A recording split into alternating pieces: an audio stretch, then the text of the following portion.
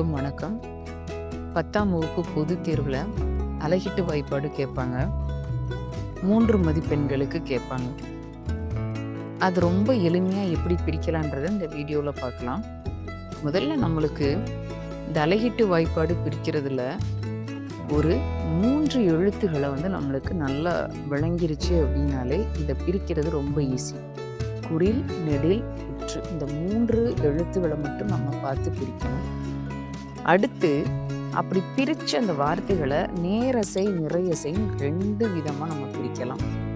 இந்த நேரசைக்கு 4 விதமான விதிமுறை இருக்கு, நிறையசைக்கு 4 விதமான விதிமுறைகள் இருக்கு. அது என்னன்னு பாருங்க. குறில் தனித்து வந்தா அதை தனியா பிரிச்சிடலாம். அந்த குறிலோட ஒற்று வந்தா நம்ம பிரிச்சிடலாம். அடுத்து நெடில் தனியா வரலாம், அந்த நெடிலோட ஒற்று வந்தா நம்ம பிரிச்சிடலாம். இப்படி வந்தா இந்த பிரிச்சுட்டு இதுக்கு என்ன அசை போடலாம் அப்படின்னா நேரசை போடலாம். அடுத்து நிறையசை அப்படின்னா 2 குறில் வருது அப்படின்னா நம்ம 2 குறில் போட்டுடலாம். 2 குறிலுக்கு அப்புறம் ஒற்று வந்தா அதையும் நம்ம பிரிக்கலாம். அடுத்து குறிலுக்கு அப்புறம் தான் நெடில் வரணும். எக்காரணத்துக்கு கொண்டு நெடிலுக்கு அப்புறம் குறில் வரக்கூடாது. குறில் நெடில் தனியா வரலாம், குறில் நெடில் ஒற்று வரலாம். அடுத்து இந்த ஓரசை, ஈரசை, மூவசை எல்லாம் எடுத்து தனியா பக்கத்திலே பிரிச்சு எழுதிக்கங்க. இதுல உங்களுக்கு முதல்ல இந்த 2வது அசையை பாருங்க. ஈரசையா இருக்கட்டும், மூவசையா இருக்கட்டும், எல்லாத்துக்கும் இந்த 2வது அசையை மட்டும் பாருங்க. நேர். அந்த நேர் அப்படின்னு வந்தாலே இங்க மால முடியும் பாருங்க. இங்கே நேர் மா, இங்க நிறை விளம்ல முடியணும். அதை நல்லா ஞாபகம் வச்சுக்கோங்க. இங்கே நிறை விளம்ல முடியும். இப்ப நேர் வருது அப்படின்னா அதோட இணை வருதுன்னா தேமா போடுங்க. அடுத்து நேர் வருது, ஒரு பொருளோட இன்னொரு பொருள் சேர்ந்துச்சுன்னா கெட்டுரும், புளிச்சு போயிடும். அப்ப நேரோட அதோட இணை வராதனால நிறை வருது, அப்போ புளிச்சிருச்சு, புளிமா அப்படி ஞாபகம் வச்சுக்கோங்க. அடுத்து நிறை நிறை, நிறைய பேத்துக்கு இது குழப்பம் வரலாம். இது எப்படி ஞாபகம் வச்சுக்கலாம் அப்படின்னா, நம்ம ஒரு நாட்டுடைய ஒரு பெரிய பவர் என்னன்னா கருவூலம் தான் சொல்லுவோம். அங்க என்ன நிறைஞ்சு போய் கிடக்கும், நிறைய பொன் காசுகள் எல்லாமே நிறைஞ்சு போய் கிடக்கும். அப்ப நிறைஞ்சு போய் கிடக்கிற இடத்துக்கு பேர் கருவூலம். இங்க நம்ம எப்படி ஞாபகம் வச்சுக்கலாம்னா நிறை நிறை நிறைஞ்சு போய் கிடக்கு, அதை கருவிலம்னு வச்சுக்கலாம். அடுத்து அதோட இணை வராம வேற ஒண்ணு வருது, அதை ஆரோட சாக்கடை கலந்து அது கூவ நதியா போயிடும். அப்ப இங்க இன்னும் அதோட இணை இல்லாம இன்னொரு இணை வர்றப்ப அது கூவிலமா மாறுது. அதே போலதான் மூவசை சீர். அதுலேயே நீங்கள் பார்த்தீங்கன்னா அந்த 2வது அசையை வச்சு பாருங்க. நேர் நேர் மாங்காய் போடுங்க. அது பக்கத்தில் பாருங்க அசை நேர் வேற நேர் வருது. அப்போ நேர் நேர் தேமாங்காய். இப்படியாக மூவசை சீரை நம்ம காய்ச்சீரா தான் போடணும். எக்காரணத்தை கொண்டு கனிச்சீர் போடக்கூடாது. அப்போ 3வது அசையா நேர் தான் வரணும், எக்காரணத்தை கொண்டு நிறை வரக்கூடாது. மாணவர்கள் இதை ரொம்ப கவனம் எடுத்து செய்யணும். நேர் தான்ப்பா 3வது அசையா வரணும், அப்போதான் காய்ச்சீர் வரும். இப்போ நம்ம பாட புத்தகத்தில் இருக்கக்கூடிய ஒரு திருக்குறளை நம்ம அழகிட்டு பார்க்கலாம். குற்றம் இளனாய் குடி செய்து வாழ்வானை சுற்றமா சுற்றும் உலகு. இதுக்கு ஒரு எளிமையான முறையில் நம்ம அழகிட்டு போடலாம். எப்படி அப்படின்னா, எங்கெல்லாம் புள்ளி வச்சு எழுத்து ஒற்று வருதோ அங்கே நம்ம பிரித்து காமிச்சிடலாம். முதல் வார்த்தையில் பாருங்க, குற்றம், அதில் இரு பக்கத்தில் நம்ம கோடு போடலாம். அடுத்த வார்த்தையில் பார்த்தோம்னா 2 ஒற்று வருது, அதை நம்ம கடைசியாக இருக்கனால அதை போடணும்னு அவசியம் இல்லை. எத்தனை ஒற்று வந்தாலும் நம்ம சேர்த்து பிரிச்சுக்கலாம். அடுத்து குடி செய்து, செய் பக்கத்தில் போடலாம். அடுத்து வாழ், அடுத்து சுற்றமா சுட், அடுத்தும் சுட், அது வரைக்கும் பிரிக்கலாம். இப்போ முதல் வார்த்தையை பாருங்க, குற்றம். இதை சரியா இருக்கா நம்ம செக் பண்ணணும். குறில் ஒற்று சரியா இருக்கு, அடுத்து குறில் ஒற்று சரியா இருக்கு.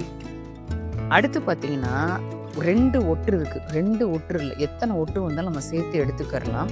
அதனால அதை கணக்கில் எடுத்துக்கணும்னு அவசியமே கிடையாது. மீதி இருக்கிற எழுத்து பாருங்க, 3 எழுத்து இருக்கு. அதுல பாருங்க 2 குறில் இருக்கு. அப்ப நம்ம ஏற்கனவே வாய்ப்பாடுல நம்ம பார்த்துருக்குறோம். நிறையசைக்கு என்ன வாய்ப்பாடு? 2 குறில் தனித்து வரலாம் அப்படின்னு நம்ம பார்த்தோம். அப்போ 2 குறிலுக்கு அப்புறம் ஒற்று தான் வரணும், ஒற்று இல்லை, அதனால நம்ம அதை பிரிச்சிடறோம். அடுத்து நெடில் ஒற்று. அடுத்து பார்த்தீங்கன்னா 2 குறில் தனியாக இருக்குது, அதனால நம்ம அதை பிரிச்சிடலாம்.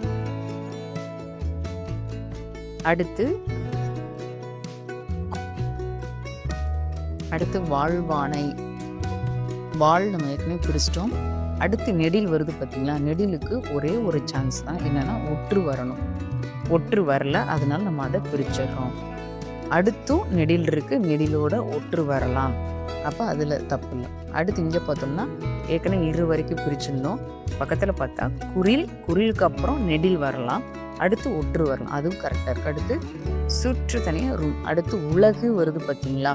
அந்த உலகு நீங்கள் பார்த்தீங்கன்னா தெரியும், 2 குறில், அதை பிரிக்கவே கூடாது, மனசுக்குள்ளே போட்டு பார்த்துருங்க. உலகு 2 குறில் வருது. 2 குறில் வந்தாலே நம்ம நிறைன்னு எடுத்துக்கிறணும். பக்கத்தில் எந்த எழுத்து வந்தாலும் நீங்கள் அதை பற்றி யோசிக்க வேண்டாம், நிறைவுன்னு போட்டுறணும். அப்போ நிறைவு வந்துட்டாலே வாய்ப்பாடு என்னன்னா பிறப்பு. அதை அழகிடுறப்பே நம்ம அந்த திருக்குறளை வச்சு போடுறப்பே நம்ம கண்டுபிடிச்சிடணும். இதை எப்படி முறைப்படி போடலான்றத இப்போ ஒரு அட்டவணை மூலமாக நான் உங்களுக்கு சொல்லித்தர்றேன். முதல்ல தலைப்பு எழுதிக்கிறணும் மாணவர்கள். அழகிட்டு வாய்ப்பாடு.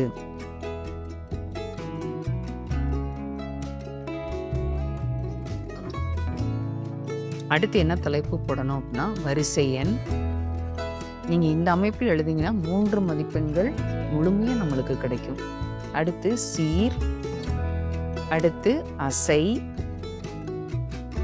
அடுத்து வாய்ப்பாடு.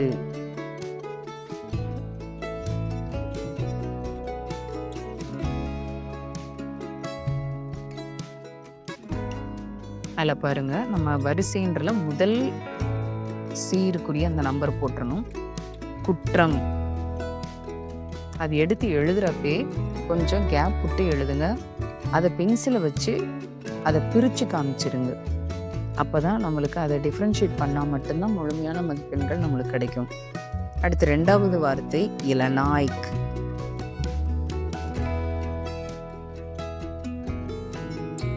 மூணாவது வார்த்தை குடி செய் து. 4வது வார்த்தை வாழ்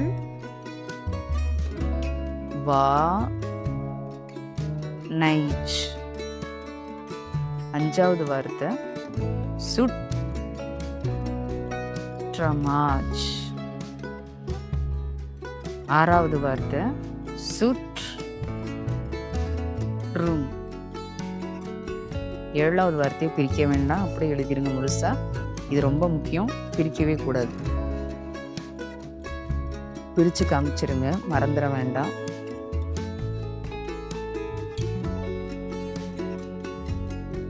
இப்போ நம்ம அசை எழுத போகிறோம்.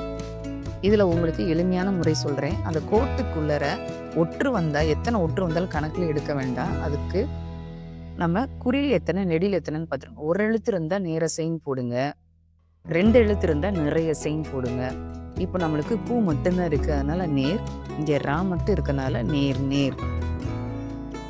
அடுத்து பாருங்க, கோட்டுக்குள்ளர 2 எழுத்து இருக்கு, அப்போ நிறை. அடுத்து நாய்க்கு இருக்கு, 2 ஒற்று இருக்கு, அது கணக்கில் எடுத்துக்கிறாங்க. அந்த நெடில மட்டும் கணக்கில் ஒரு எழுத்து தான் இருக்கு, அப்போ நேர். அடுத்து குடி 2 எழுத்து இருக்கு, அதனால நிறை. அடுத்து செய்யல ஒற்றை விட்டுருங்க, ஒரே ஒரு எழுத்து தான் இருக்கு, அப்ப நேர். அடுத்து ஒரு எழுத்து இருக்கு, நேர். வா ஒரு எழுத்து தான் இருக்கு, நேர். அடுத்தும் வா இருக்கு, நேர். நை இருக்கு, நேர். அடுத்து நேர் நிறை. அடுத்து நேர் நேர். ஏற்கனவே சொன்னோம் 2 எழுத்து 2 குறில் இருக்கு, நிறை. இதை நல்லா ஞாபகம் வச்சுக்கோங்க, ஓரசை தான் வரணும். பக்கத்தில் எந்த எழுத்து வந்தாலும் பூ சேர்த்துருங்க, அப்போ நிறைவு. இப்போ வாய்ப்பாடு எழுதலாம். 2வது அசையை பார்த்துக்கங்க. நேர் அப்படின்னு வந்திருந்தா மாலை முடியணும், அதோட இணையே வந்திருக்குன்னா தேமா. அடுத்து பாருங்க, நேர் 2வது அசை, அப்போ மா. ஆனால் அதோட இணை வரல, அப்போ புளிமா, புளிச்சிருச்சு. அடுத்து பாருங்க, 3வது அசை நேர் வருது. அதை செக் பண்ணிக்கங்க. நேர் மட்டும்தான் வரணும், நிறை வரக்கூடாது. அப்ப நேர் நேர் மாங்காய். ஏன்னா நேர் வந்தா மா சீர் வரணும், அதோட காய் சேர்த்து மாங்காய். அதோட இணை வரல, அதனால புளி மாங்காய். அடுத்து பாருங்க, 2வது அசை நேர், அப்ப மாச்சீர். 3வது அசை நேர் வர்றதுனால மாங்காய். ஆனா முதல் அசையை பாருங்க, நேர் வருது. அப்ப அதோட இணை, அப்ப என்னது? தேமாங்காய். அடுத்து நிறை. நிறைனா விலம்ல முடியணும். ஆனா அதோட இணை வரல, அப்ப கூவிலம்.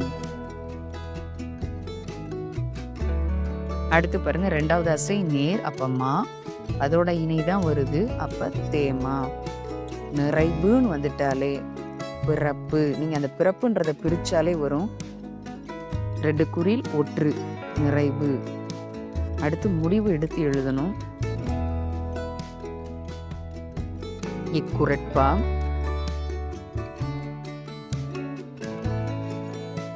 பிறப்பு என்னும்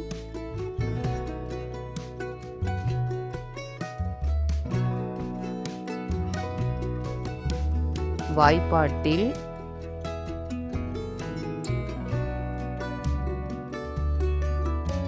முடிந்துள்ளது.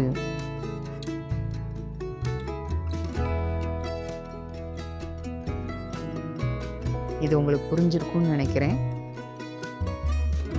நன்றி.